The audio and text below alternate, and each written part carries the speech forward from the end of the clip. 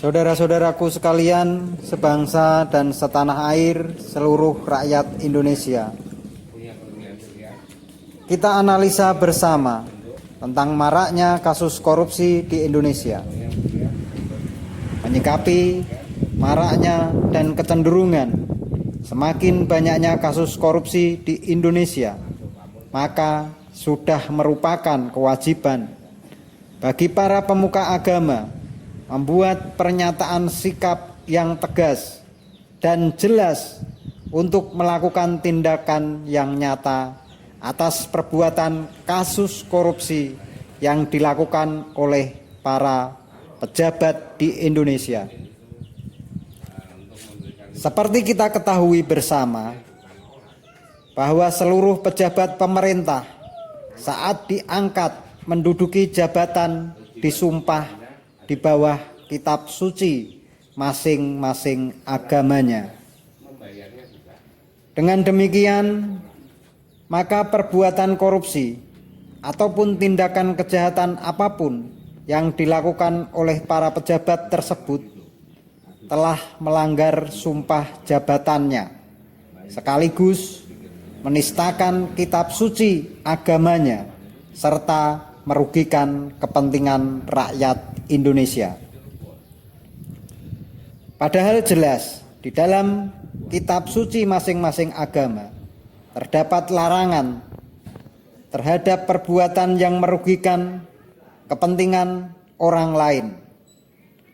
Dengan adanya penistaan terhadap kitab suci dan agama yang dilakukan oleh para pejabat tersebut, maka sudah seharusnya para pemuka agama melakukan tindakan nyata yang tegas terhadap para pelaku tersebut sesuai hukum menurut agama masing-masing. Seperti telah diketahui bahwa di Indonesia telah berlaku hukum ganda, yaitu hukum negara dan hukum agama. Terbukti selain adanya pengadilan negeri, terdapat juga pengadilan agama.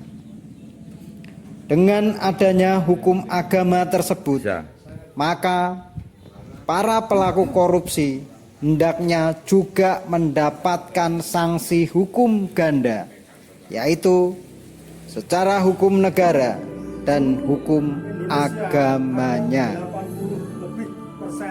Para pelaku korupsi sangat layak mendapatkan sanksi secara hukum agama karena perbuatan para pelaku korupsi tersebut, karena para pelaku telah mencoreng nama baik agamanya dan juga menistakan kitab suci agamanya,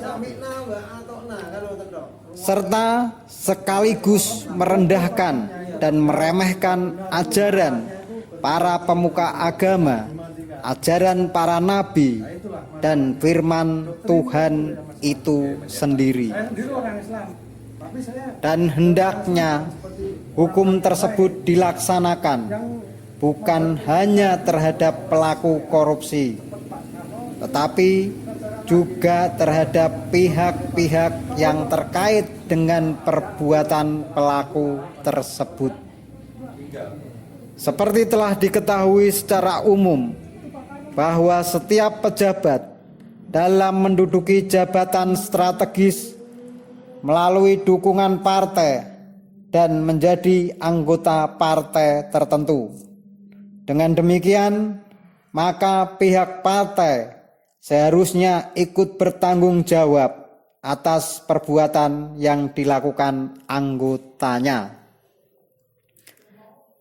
Pertanggungjawaban partai bukan hanya sekedar dengan memecat pelaku tersebut dari partai sehingga pihak partai terkesan cuci tangan, tetapi harus bertanggung jawab penuh secara hukum atas perbuatan yang dilakukan anggotanya.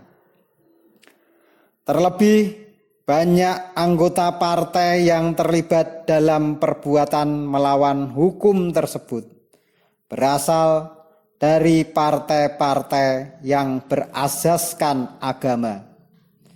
Sehingga sudah seharusnya dan merupakan kewajiban para pemuka agama juga menindak secara tegas dan nyata partai-partai yang bersangkutan. Dengan demikian, maka menegakkan aturan menurut agamanya masing-masing dan menerapkan hukum sesuai kitab sucinya masing-masing agamanya menjadi kewajiban bagi para pemuka agama, sehingga para pemuka agama akan benar-benar menjadi para penegak serta penjaga kemurnian dan kesucian ajaran agama masing-masing. Dan marilah hendaknya para pemuka agama dapat menjadi panutan, dan secara bersama-sama dapat mewujudkan cita-cita didirikannya negara Indonesia tercinta ini menjadi negara yang adil dan makmur sesuai yang telah tertuang di dalam pembukaan dan batang tubuh Undang-Undang Dasar 1945. Bersama ini kami meminta pendapat saudara-saudaraku sekalian sebangsa dan setanah air, seluruh rakyat Indonesia mengenai kasus korupsi yang juga terhubung dengan sumpah-sumpah jabatan yang disumpah di bawah kitab suci agama masing-masing. Selamat merenung dan menganalisa saudara-saudaraku sekalian sebangsa dan setanah air, seluruh rakyat Indonesia. Selamat berjuang, hak rakyat harus kembali. Merdeka! Lembaga Kedaulatan Rakyat Indonesia, Pergerakan Rakyat Menuju Alam Kemerdekaan.